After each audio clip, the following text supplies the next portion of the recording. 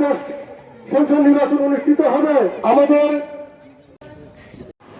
আসন্ন জাতীয় সংসদ নির্বাচনের সামনে রেখে চট্টগ্রাম ২ ফটিকছড়ি আসনত বিএনপি মনোনীত প্রার্থী আলহাজ সরোয়ার আলমগীর সমর্থনে সমিতিরহাট এলাকাত সুরাউন অনুষ্ঠিত ফেব্রুয়ারির ৫ তারিখ রাতে সমিতিরহাট ইউনিয়ন ও দক্ষিণ সাদেকনগরত অনুষ্ঠিত পথসভাত সভাপতিত্ব করছে কাতার বিএনপির সহসভাপতি জসিমউদ্দিন ওয়াহিদি।